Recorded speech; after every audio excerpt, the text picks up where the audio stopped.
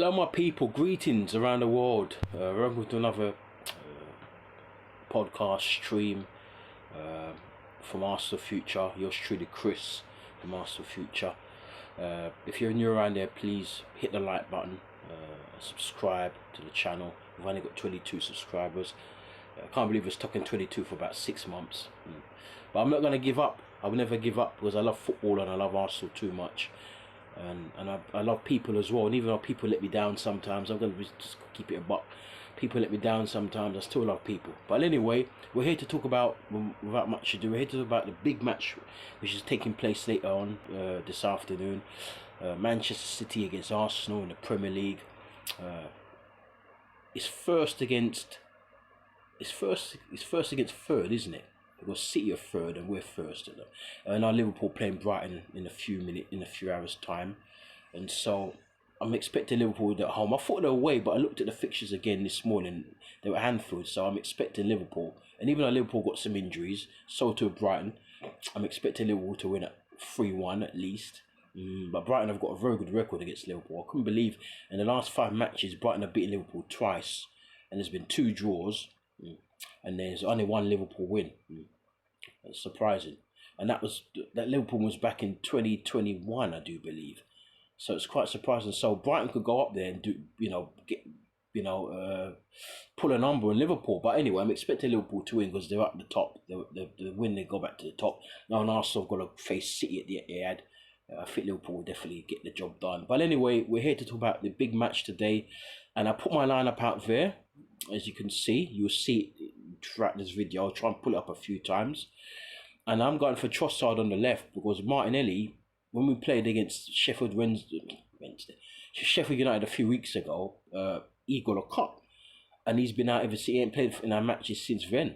And he had to withdraw from the Brazil squad for those recent international friendlies. And whenever Trossard's coming, he's scored against Liverpool as well at the Emirates.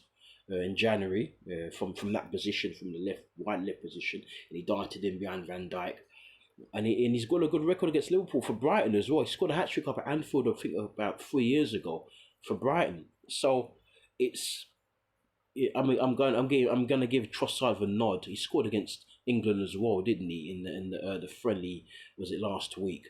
So he's been playing well for Arsenal. He scored against Porto, so I think Trossard will get the nod ahead of Martinelli, who's not been in the team. Excuse me. Excuse me. I knew I could feel that sneeze coming on. Anyway, so I think Trossard will get the nod.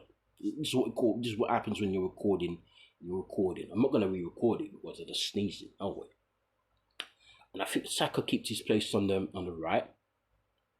And I think through the middle, Kai Havertz keeps his place. He's been playing well there for late. And he played well against Liverpool in January without scoring. I remember he was causing havoc to this Liverpool central defence. And I think it was him, it was his nuisance that caused our second goal, which caused, was it Van Dijk and Alisson to collide. And then that caused our second goal. So yeah, I think he'll get that. And I think in midfield, as you can see, Deckers starts. Deckers will be the left 8 where Havertz was before early in the season. And I think the right 8, of course, will be Captain Martin Odegaard. And he needs to turn up today, because if he turns up today for us, we've got a chance. Well, normally when Martin Odegaard plays well, we play well. And he's been playing really well lately for us, so I've got to say. I still think there's a lot more to come from him, but he's 25. He hasn't quite hit his prime yet. He's another couple of years of his prime, and he's still in that little segment where he's learning the game still. And even though he's one of the more mature players, he's still learning the game. But he's not a young player, but he's not an old player. He's not playing his prime. He's coming up to the prime years. So I think we'll see the best of Martin Odegaard in the next 2 or 3 years. He keeps his place on the right, yeah. And I think he'll play Jorginho, because Jorginho has been playing well. He's been playing well ever since he comes in. He played well against Liverpool in our game in January against them. He played really well. And probably a shout for man in the match. He also played really well against Newcastle. And I've heard he's been playing quite well for Italy as well. So I'll keep Jorginho there. He can sit But we're very, very fortunate because where we play, where we set up. And I heard Clive from Arsenal Vision mention this a few days ago, where because of the way we're set up and because of the attributes of our players, we don't get overrun as much in midfield. Do you remember the time when we used to get overrun a lot in midfield about 2 or 3 years ago? We had the likes of, even though Xhaka was had improved by then, but when we had the likes of Xhaka and when Elneny was playing a bit more often, and we were getting overrun a hell of a lot. ESR was playing, but ESR wasn't a defensive player. ESR was more of an offensive player. Always on the front foot, plays in the number 10 position. Can also play in one of the wide positions as well.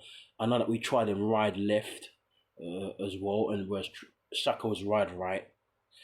And because of the attributes of our midfielders, because we've got Deckers in there, because Deckers is combative. He can play a bit, but he's also very combative, and he runs around and he tackles a lot, and he's excellent. He's been our best. For me, he's been our best, probably our best player this season, along with Gabriel. I think there's 3 players that stand out for us this season. There could be about 6 or 7 contenders, but I think the 3 that springs to mind is Declan Rice, Gabriel at the back, and Martin Odegaard. I think those have been our 3 best players this season. And I think if at the end of the season, one of those 3 will pick up our fans player of the year and Arsenal player of the year. And I would not be surprised if one of those 3 wins the PFA or the Footballers' Writers Player of the Year, but we'll have to see. And so there you have it. You know, we don't get overrun in the midfield as much because of the likes of Declan Rice and because Martin Odegaard is also a workhorse, because we've got 2 attacking 8s with Odegaard and Rice. But the thing about our 2 attacking 8s is not like a lot of other teams attacking 8s. A lot of other teams attacking 8s, they like to always be on the front foot. Take James Maddison, for example, at Spurs. It doesn't work as hard as Odegaard. Yeah, you know. And they're the same sort of player. They're listed as attacking midfielders, but they both like to come back. They're both very good at both sides of the ball. They're both good at on the defensive side of the ball when their team is under pressure and being attacked. And they're also very good on the offensive side when their team is in position and are attacking their opponents. So we're very, very fortunate to have both Declan Rice and Martin Odegaard in our team. And then Jorginho, in that way, doesn't get overrun because of his lack of pace. He's mobile, but he lacks pace and industriousness. He's not really a tackler as such. He's more of a cultural player. He's more of what some people call a regista, like a PLO. Yeah, you know, he's compatriot. He's like a deep line playmaker. He stands there. He sits in front of the back 4. Yes, of course, he will chase his man. He'll tackle if he can, but that's not his dominant quality.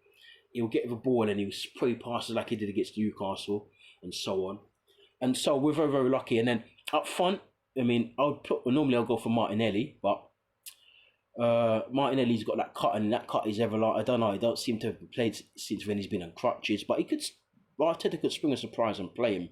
But I've got a feeling he'll be on the bench, and I think Trossard will play. Maybe he's picked up another knock, maybe the knock is more severe than first thought, but I think he'll probably be fit enough to be at least on the bench, and maybe come on for the last, depends on what the game is saying, come on for the last half hour, last 20 minutes, and so on. You know, and up front I've got Havertz because he's been playing well there lately. He's been scoring a lot of goals there for both us and Germany as well. So I'll keep him as a spearhead of our attack, as a number 9. I still think we need to go out in the summer and get a striker, but we're going to talk about these things in the coming days, weeks, and so on. And I think I might leave the transfer business until the season's end, because we're linked with a lot of players, but sometimes the players we're linked with now changes by the time the season ends. So I think in May, when the season comes to an end, just after the Champions League final, I think it's the last game of the season, or maybe the Europa League. I think Europa League's first, then the Champions League. Then we're going to start talking about the players we're linked to. We're going to start doing some shows about, you know, the players I think we should sign. I'm going to come up with some 11s that I think will propel us next season. You know, maybe get us a Champions League win, get us a Premier League title if we haven't won it this season. You never know, we could win 2 in a row, but I don't think Pep will take that at Man City. So let's just see. We're a bigger club than Man City, so let's just see what happens going forward. Yeah, but anyway, we're going to do that sort of content near the end of the season and so on. And break down who we should sign, why we should sign. We're going to do some research in the player profile, the attributes of the players, and so on. And so on, the back speaks for itself. I'll play Kivior. A lot of people have been saying that they'll play Tomiyasu, but I just worry about Tomiyasu since he's come out from the Asia Cup. He hasn't played. Yeah, you know, so I think he's been on the bench, but he hasn't played. He certainly hasn't started. Yeah, it certainly hasn't started. I think he played against Porto. He played against Porto. Anyway, he hasn't started, so I think he'll go with Kyria. And if it's gone wrong, and then I think he'll take off Kyria and bring on Tomiyasu. I know it doesn't do well for players' confidence, but this is Man City. We need to be on point here. We need to be right. I'll go for Kyria. You can see up there, and I'll go for, of course, Saliba and Gabriel speaks for itself, and then on the right side, Ben Wright speaks for himself, and then that's the team. So really, it's rare in goal. Kyria on the left side, Ben Wright on the right side, Gabriel and Saliba in the middle, and then you've got Jorginho sitting, and then you've got Deckers on the attacking eight on the left, and you've got on the right Captain Odegaard. Then up front you got King Kai spearheading. Let's say King Kai. He's been playing like a king lately. King Kai spearheading our attack in the number 9 role, and then on the left side we've got, of course, Trossard, and then on the right side we've got Starboy. And so there you have it, my people. Arsenal. I'm gonna go. I've changed my mind on the squad on about 4 or 5 different times during the course of the last 3 weeks. Initially, I said City will beat us, and then I went for, I think Arsenal can win this. Yeah. Then I went for a draw. A lot of people seem to be going for a draw. I think someone's going to win this game. It's either we lose or we win. I don't see a draw, because I think both teams will be going for it. I don't see a lot of goals. I see maybe the maximum of 3 goals. My mind keeps telling me Arsenal going to win it 2-1. But sometimes I keep thinking City could win it 2-1. But either way, someone win it 2-1. I'm hoping it's Arsenal. It could be City, because it's at the Etihad. They're the best team in the world. The European champions, they're the Premier League champions, they're the FA Cup winners. They're the World Club champions, they're the Super Cup champions. Yeah, all we got was one charity shield off them. And they've not beaten us this season. We beat them 1-0 at the Emirates, so we beat them in the charity shield, even though it was 1-1. We beat them on penalties. So let's hope that we can go over. I'll take a draw. Yeah, because Etihad isn't an easy place to win, but considering we've won up there for a long time, I want us to go over it and win. I want us to really go over it and get 3 points. And I think if we win up there, we get 3 points there. I think that's us winning the league. If we lose, I don't know if we're gonna. I don't think we're in the league if we lose. If we draw, it's in a balance. Yeah, it depends on Liverpool against Brighton. As I said, Brighton have got a very good record against Liverpool, but it's at Anfield, so Klopp's last season. So I don't hold up much hope for Brighton. I'm gonna go for Liverpool. As I said, 3-1 Liverpool. I'm going to really, really go for it. I'm going to go 2-1 Arsenal. I'm going to have to do some praying, which I will. Yeah, 2-1 Arsenal, I think. And if we win this game, you should say we win this game, we're not going to win the league and possibly the Champions League. Yeah. But I've got a funny feeling the Champions League might be a step too far for us. We don't have a striker. I still think we need a couple of midfielders and so on. And there's a few there's a few gaps in the team and squad that needs upgrading. And even though we're a very good team now, there's still things to be improved upon. And let's hope that we win the game and we can start celebrating and dreaming, because it's been 20 years for a club of our size. And I know Manchester United went 26 years and Liverpool went, I think, 30 years. And both of those clubs are slightly bigger than Arsenal. We're the 3 biggest clubs in the country, possibly even in Britain. But those 2 other bigger clubs, they went longer than us. We've gone 20 years. As I said, United went 26 and Liverpool went 30. So, let's hope about 20 years is a long time. Let's hope we can end that. We've had lots of opportunities to win it in that time. We never took it. So let's just hope that we can win this game. And as I said, I'm going 2-1.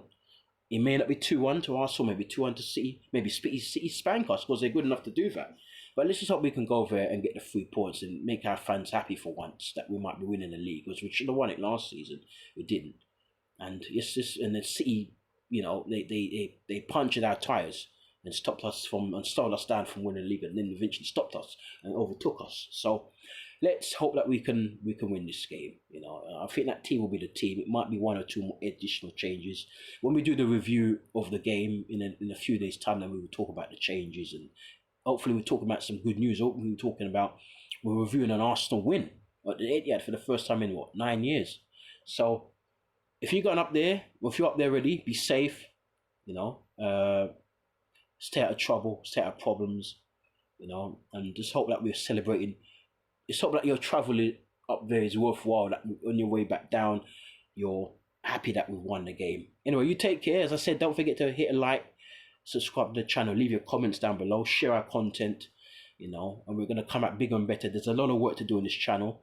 Don't think it's going to be like this forever. There's going to be some new graphics, some new proper intros, We're talking to people at the moment. It costs money though, so it does cost. So you have to be a bit patient with us. But within the next 6 months, you'll see a lot of. There won't be the full changes because it will take years. Even AFTV is still going through changes. They've been there for a long time, and they're the biggest one out there. What Say Us is a small channel, but gradually as time goes, you're going to see more and more changes to the channel. There's going to be better quality in pictures, better quality in sound, surroundings. We're going to be looking to get some green pages and so on, and you know what I mean. Some proper nice background, and we're going to start shooting outside as well. Summer's coming, so we're going to start doing a lot of stuff outside. In the light, and around nature. So there's a lot of things we've got up our sleeves, and that's just a few things. There's a lot more things we've got in store. Some of the people we're going to be talking to are going to be some proper A-listers. So just stay with us, subscribe to the channel, and there's going to come a time we're going to be giving some prizes. But we're only going to sometimes I talk so fast. We're only going to be giving away prizes if we get for subscribers. You know what I mean? So you guys are going to do your bit as well. You're going to help us. One hand can't clap. You try to clap with one hand, you need another hand so you can clap. You can't clap with one hand. So, and nothing happens before God's time. I say Jah as a Rasta man, but some people, you Muslims, my Muslim family might say Allah, my Christian family might say God, or might say Jesus. I say Jah as a Rasta man. Anyway, love you all, you take care, and speak to you soon after, hopefully, an Arsenal win. Come on, you Gunners! Yeah!